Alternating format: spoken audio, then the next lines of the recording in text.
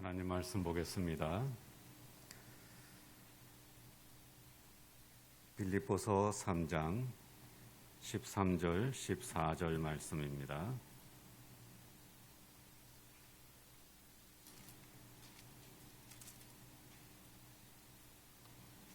빌립보서 3장 13절 14절 말씀, 우리 다 같이 한 목소리로 함께 읽겠습니다.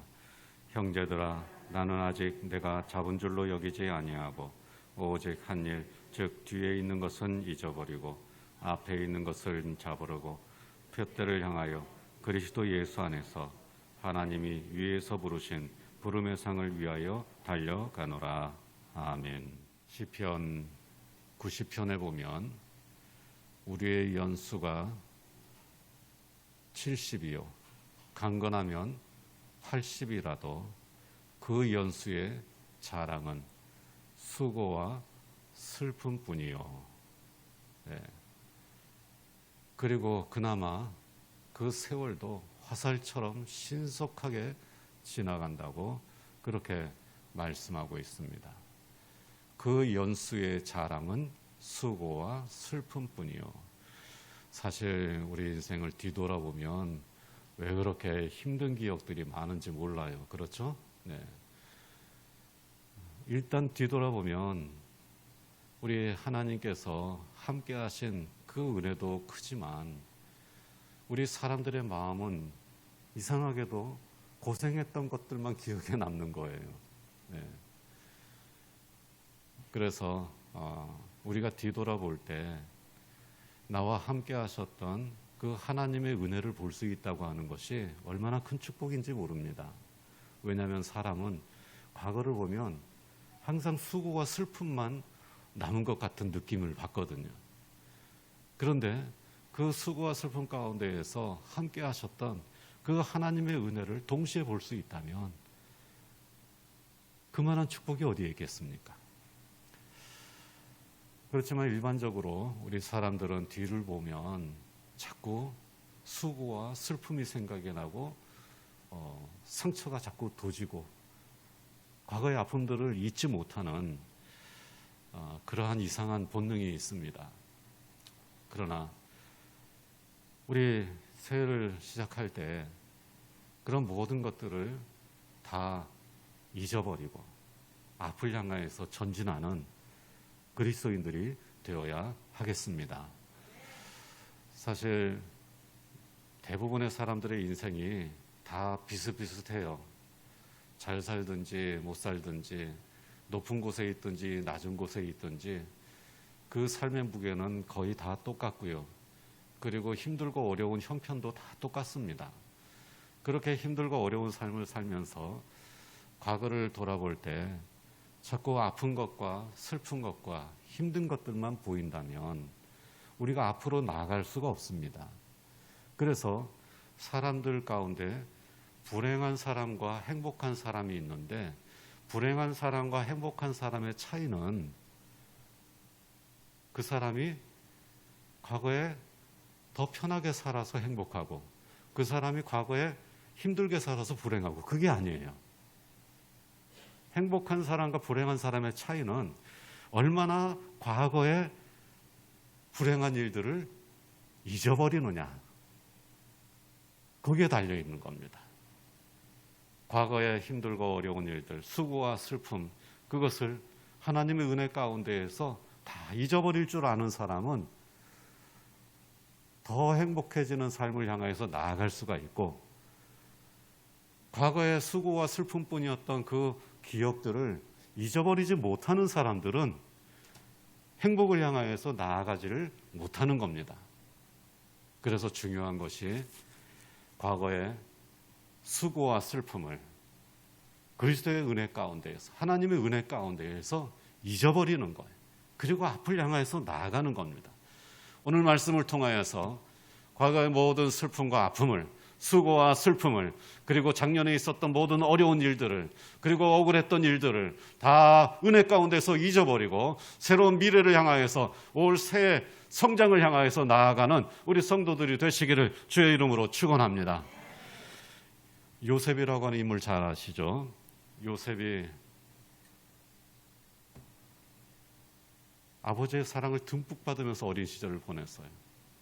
그런데 청소년기는 정말 불행하기 짝이 없었습니다.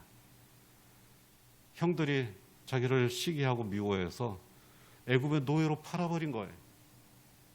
그 꿈이 많은 청소년기에 노예로 팔려가 버린 겁니다. 그리고 거기에서 그야말로 꽃다운 나이, 젊은 시절을 노예 생활하면서 또 심지어 감옥에 갇히면서 그렇게 꽃다운 청춘을 다 보냈어요. 얼마나 억울하겠습니까? 얼마나 그 뒤를 돌아보면 얼마나 슬프고 상처가 많았겠습니까? 성경에 일일이 그거 다 기록하지 않아서 그렇지 그야말로 이 요셉의 아픔과 슬픔, 그 꿈 많은 청소년기의 모든 꿈을 다 날려버리고 그리고 이 젊은 시절을 노예 생활하면서 남의 집에서 종살이하면서 그러다가 결국 마침내는 종국에는 감옥에 갇혀서 감옥 속에서 그렇게 살았습니다. 그러니까 이 요셉이 그 과거를 갖다가 못 잊고 그 과거에 매여서 살았더라면 얼마나 불행한 사람이 됐겠어요. 그런데 요셉은 하나님의 은혜 가운데 30살에 애굽의 총리가 되었습니다. 총리가 된 후에 결혼해서 아들 둘을 낳았습니다. 첫째 아들의 이름을 므낫세라고 지었고 둘째 아들의 이름을 에브라임이라고 지었습니다.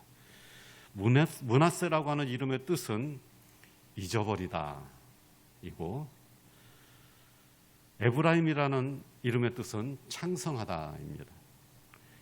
잊어버리다 그리고 창성하다. 첫째 아들의 이름은 잊어버렸다. 둘째 아들의 이름은 창성하다. 이 두 아들의 이름은 그냥 단순한 이름이 아닙니다. 이 두 아들의 이름은 요셉의 간증입니다.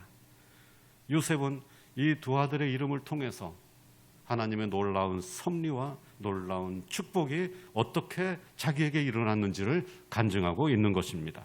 어떤 간증입니까? 이 요셉의 간증을 한마디로 표현하면 이렇습니다. 잊어버렸더니 창성하게 되었다.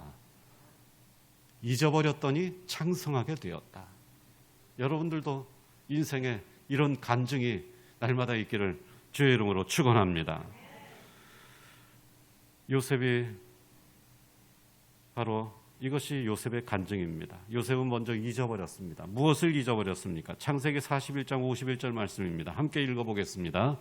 하나님이 내게 내 모든 고난과 내 아버지의 온 집 일을 잊어버리게 하셨다 하며. 자, 아버지 집에서 있었던 모든 것 다 잊어버리게. 얼마나 그리웠겠어요. 아버지에게 사랑받았던 어린 시절. 정말 생각만 해도 눈물이 나왔겠죠. 그러나 다 잊어버렸습니다. 또 형들에게 배신당하고 형들의 손에 노예로 팔리게 된 거 얼마나 억울하고 온통한 일이겠어요. 그러나 다 잊어버렸어요. 하나님께서 지금까지 겪은 모든 원통하고 억울한 일들, 고향에서 형들에게 받은 상처들, 그리고 아버지에게 받았던 그 사랑에 대한 그리움, 그 모든 것들을 다 잊어버렸다. 그래서 그런 뜻으로 아들의 이름을 므낫세라고 지었다는 것입니다. 요셉은 잊어버렸습니다.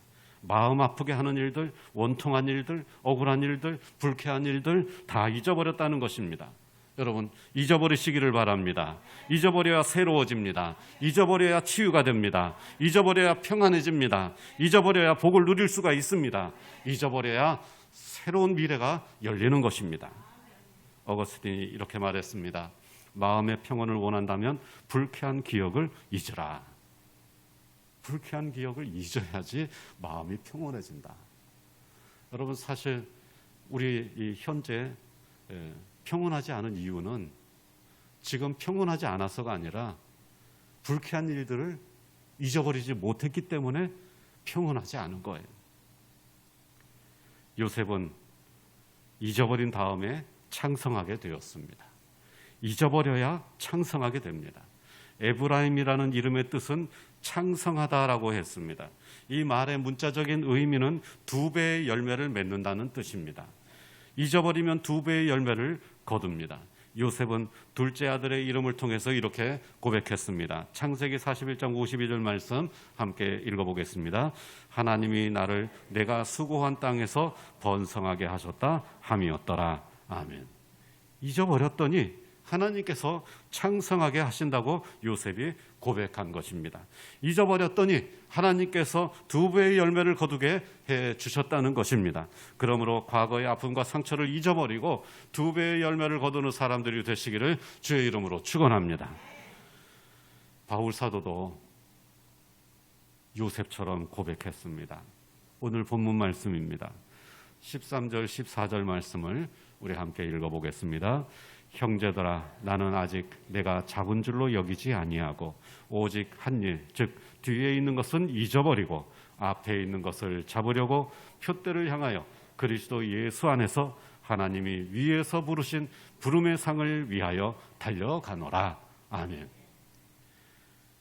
뒤에 있는 것은 잊어버리고 앞에 있는 것을 잡으려고 하나님께서 나를 부르신 그 부름의 상을 받기 위하여 앞을 향하여 달려가고 있다. 뒤에 있는 것은 잊어버리고 앞에 있는 것을 잡으려고 표대를 향해서 부름의 상을 향해서 달려간다고 했습니다. 그러므로 우리도 앞을 보며 살아가는 성도들이 되시기를 축원합니다. 뒤에 있는 것은 잊어버리고 그리스도 예수 안에서 상 받을 것을 바라보며 달려가는 성도들이 되시기를 주의 이름으로 축원합니다. 먼저 잊어버려야 됩니다. 안 좋은 것은 잊어버려야 됩니다. 기억하지 말아야 됩니다. 지나간 것은 지나간 대로 하나님의 뜻이 있다고 믿고 잊어버려야 되는 것입니다. 누가복음 9장 62절 말씀도 함께 읽어보겠습니다. 손에 쟁기를 잡고 뒤를 돌아보는 자는 하나님의 나라에 합당하지 아니하니라. 쟁기를 잡고 가는데 앞을 봐야지 자꾸 뒤를 보면 안 된다는, 하나님의 나라에 합당하지 않다는 겁니다. 과거의 수고와 슬픔만 계속 생각하면서 그걸 잊지 못하고 사는 것은 하나님의 나라에 적합하지가 않다. 그러므로 과거의 안 좋은 기억을 잊어버리고 앞을 보면서 나아가시기를 축원합니다. 작년에 힘들고 어려웠던 일들 모두 잊어버리고 하나님께서 예비해 두신 사명을 향하여 앞으로 나아가 두 배의 열매를 거두는 성도들이 되시기를 주의 이름으로 축원합니다. 제가 이렇게 말씀드리면 아멘을 하시면서도 마음 한구석에 뭔가 걸리죠. 뭡니까? 저도 잘 아는데요. 잊어버려야 된다는 거 아는데요. 안 잊혀지는 걸 어떻게 합니까? 네, 그렇잖아요. 여러분들도 다 잊어버리고 싶잖아요. 잊어버리려고 노력도 하잖아요. 하지만 안 잊혀지잖아요. 어떻게 하는 거예요? 네. 여러분 왜 안 잊혀지는지 아십니까? 사실 이 과거의 안 좋은 기억들은 잊어버리려고 하면 잊어버리려고 할수록 더 안 잊어버려져요. 그러면 도대체 이 과거의 안 좋은 일들, 우리의 상처들, 슬픔과 아픔들 어떻게 하면 그걸 잊어버릴 수 있을까? 여러분 방법은 한 가지밖에 없어요. 제가 그 방법을 가르쳐 드릴게요. 유일한 방법입니다. 더 나은 미래를 생각하는 거예요. 더 좋은 것을 생각하는 거예요. 더 좋은 일을 하는 거예요. 회복의 꿈을 갖는 겁니다. 성장에 대한 비전을 갖는 거예요. 축복에 대한 소원을 품는 겁니다. 그래서 내가 사명이 있다고 하는 것을 생각하고 내 앞에 있는 사명을 바라보는 겁니다. 그거 말고는요, 절대로 과거의 수고와 슬픔을 잊어버릴 수 없어요. 아무리 잊어버리려고 노력을 해도 안 되고 돌을 닦아도 안 됩니다. 중요한 것은 그보다 더 나은 목표를 정하고 그보다 더 큰 꿈을 품고 그리고 그보다 더 나은 미래를 소망하면서 내가 하나님으로부터 받은 사명을 눈앞에 놓고 그것을 향하여서 열심히 달려가는 겁니다. 그렇게 하면 잊어지는 거예요. 그런데 아무것도 안 하고 꿈도 비전도 없고 사명도 없고 그러면서 어떻게 잊어버릴 수 있습니까? 오직 앞에 있는 것, 하나님께서 나를 부르신 그 부름의 상을 향하여서 열심히 달려가면 잊혀지는 겁니다. 1924년에 영국 원정대가 세계에서 제일 높은 에베레스트 산을 정복하려고 시도를 했습니다. 당시에 이 에베레스트 산 정복은 이 세계적 관심사였습니다. 어느 나라가 먼저 올라가느냐, 어느 나라 원정대가 먼저 이 정상을 정복하느냐, 이게 이 강대국들 사이에 경쟁이었어요. 그래서 여러 나라 원정대가 에베레스트 등반에 경쟁적으로 도전을 했습니다. 그러다가 영국 원정대가 1차로 원정대를 보냈어요. 그런데 산 정상에서 약 700m 아래까지 갔습니다. 그래서 산 정상 700m 아래에 거점을 마련하고 정상 정복을 눈앞에 두고 있었습니다.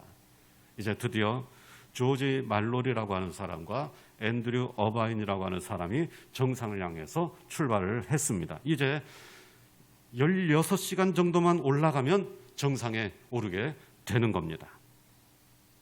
그러나 정상을 정복한다는 확신에 차서 출발한 이 두 사람은 결국 돌아오지 못했습니다.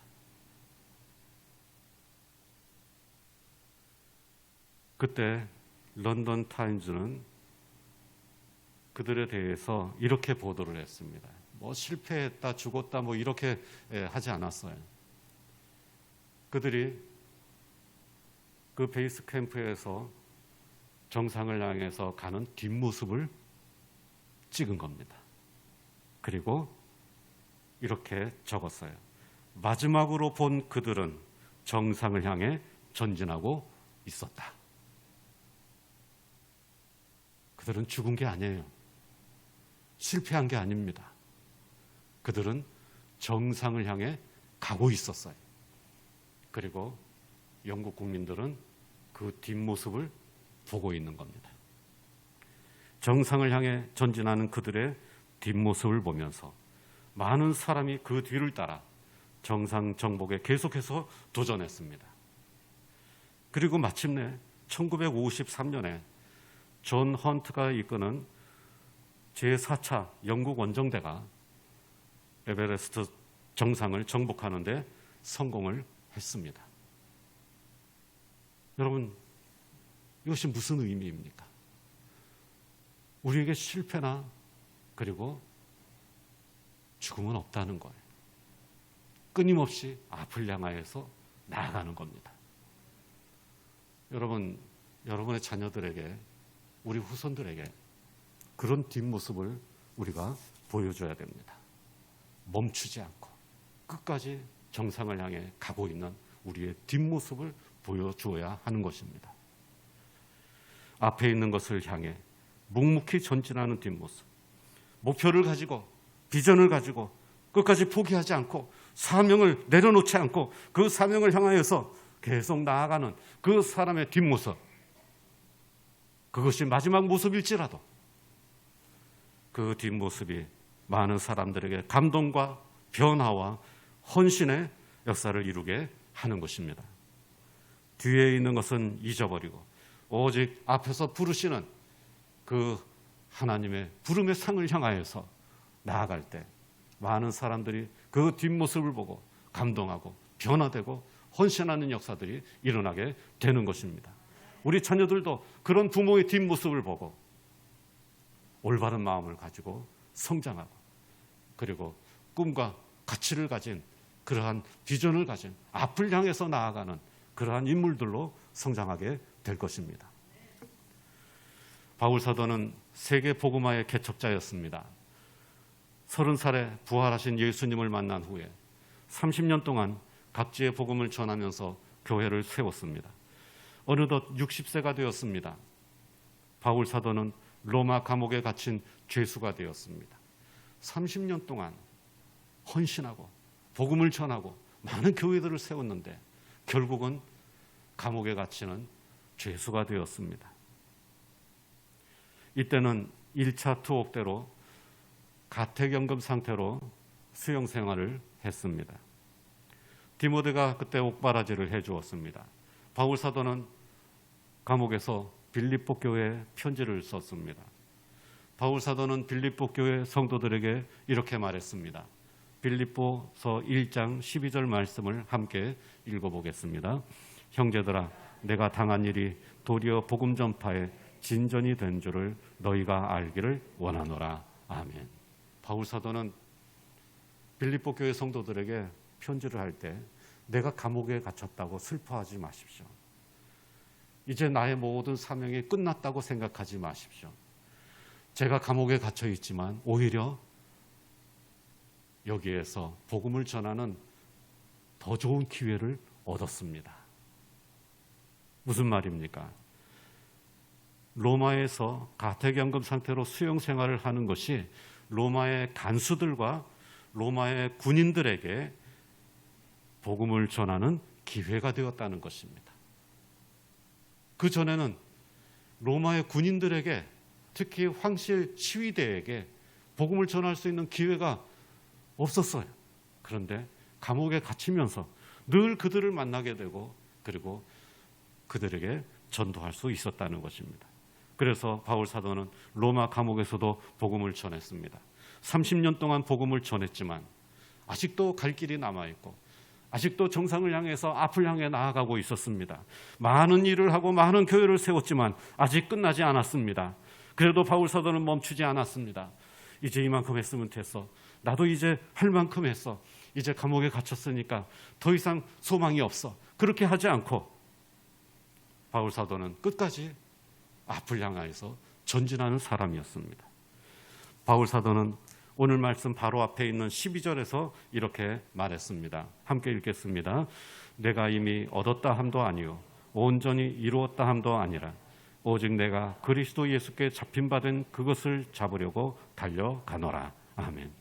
아직 다 이루지 못했지만, 아직 정상에 오르지는 못했지만 그래도 그 정상을 향해서 계속해서 달려가고 있다고 말했습니다. 왜? 복음을 전하는 기회는 항상 열려져 있기 때문에. 그래서 끝까지 복음 전하는 사명은 끝이 없기 때문에 계속해서 감옥에서도 복음을 전하는 것입니다. 멈추지 않습니다. 그의 삶은 멈추지 않았습니다. 하나님 나라를 향해 가는 성도의 직분은 은퇴가 없습니다. 그러므로 사명 있는 인생을 사는 성도들이 되시기를 축원합니다. 멈추지 않고 천국을 향해 달려가는 성도들이 되시기를 축복합니다. 계속해서 기도하고 끝까지 예배의 자리를 지키고 찬송을 멈추지 않는 성도들이 되시기를 주의 이름으로 축원합니다. 바로 이것이 우리의 삶입니다. 이것이 뒤에 모든 것을 잊어버리고 앞을 향하여서 나아가는 성도들의 승리하는 삶의 모습인 것입니다. 사도행전에서는 바울 사도의 마지막 모습을 이렇게 소개하면서 끝을 맺고 있습니다. 여러분, 사도행전 마지막 장 마지막 절이 어떤 장면으로 끝나는지 아세요? 한번 봅시다. 사도행전 마지막 장 마지막 절, 사도행전 28장 31절 말씀 우리 화면을 보면서 함께 읽어보겠습니다. 하나님의 나라를 전파하며 주 예수 그리스도에 관한 모든 것을 담대하게 거침없이 가르치더라. 아멘. 자, 사도행전 마지막 장면이에요. 여기 지금 담대하게 거침없이 예수 그리스도를 가르치는 사람이 누굽니까? 바울 사도예요. 이 바울 사도가 지금 어디에서 가르치고 있습니까? 로마 감옥에서. 연금 상태였기 때문에 사람들이 이 면회를 많이 편하게 올 수 있었어요. 바울 사도는 바깥에 못 나가지만 가택연금 상태로 갇혀 있었기 때문에 재판을 앞두고 가택연금 상태로 있었습니다. 그래서 외부의 사람들이 얼마든지 올 수 있었어요. 그 외부에서 찾아오는 사람들에게 계속해서 예수 그리스도를 가르쳤어요. 그것이 사도행전 마지막 장면입니다. 저는 이 사도행전 마지막 장면을 이 사도행전을 영화로 만든다면 마지막 장면에 바울 사도가 열심히 복음을 전하는 이 마지막 장면을 바울 사도의 앞모습을 비추지 않고 뒷모습을 비추면서 끝내고 싶어요. 바울 사도가 열심히 복음을 전하는 바울 사도의 뒷모습. 그것이 사도행전의 마지막 장면입니다. 사도행전은 바울 사도의 마지막 뒷모습을 보여주면서 막을 내리고 있습니다. 아직 정상에 오르지는 못했지만 여전히 정상을 향해 달려가는 바울 사도의 뒷모습입니다. 바울 사도는 30년 동안 복음을 위해 헌신하다가 말년에는 로마 감옥에서 2차에 걸친 수용 생활을 하다가 65세에 처형이 되었습니다. 그러나 성경에 나오는 바울 사도의 마지막 모습은 죽는 모습이 아니라 복음을 전하는 모습입니다. 오늘 본문 말씀은 바로 바울 사도의 이런 모습을 더 가까이 다가가서 보여주는 말씀입니다. 바로 이 사도행전 마지막 모습에 나와 있는 이 바울 사도, 바로 그 시기가 빌립보 교회에 편지를 보냈던 시기예요. 그래서 오늘 13절, 14절 말씀은 바울 사도가 열심히 감옥에서 복음을 전하고 있는 그 뒷모습을 자세히 가까이 다가가서 보는 그러한 모습입니다. 그런 장면이에요.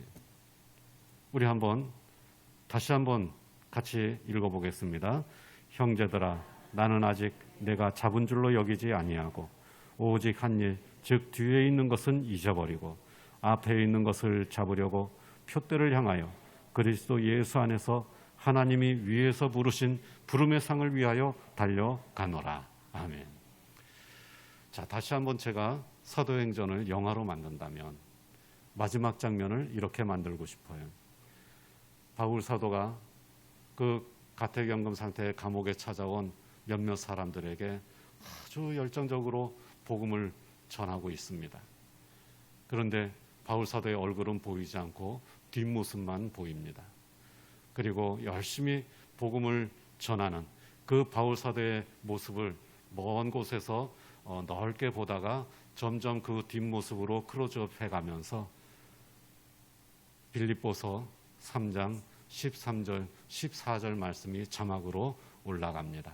형제들아, 나는 아직 내가 잡은 줄로 여기지 아니하고 오직 한 일, 즉 뒤에 있는 것은 잊어버리고 앞에 있는 것을 잡으려고 표대를 향하여 그리스도 예수 안에서 하나님이 위에서 부르신 부름의 상을 향하여 달려가노라.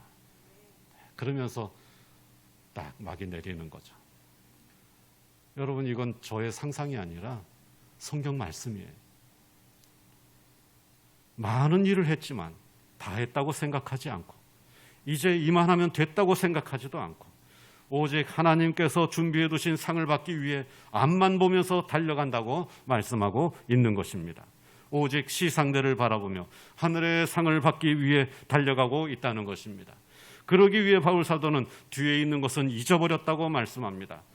이 뒤에 있는 것을 잊어버렸다라고 하는 이 말을 원문에 충실하게 번역하면 과거에 있었던 일은 신경 쓰지 않는다는 것입니다. 뒤에 일 신경 안 쓴다는 것. 오직 앞을 향해서 나아간다는 것입니다. 바울 사도는 지금도 앞을 향해서 나아가고 있는 그 뒷모습을 우리에게 보여주고 있는 것입니다.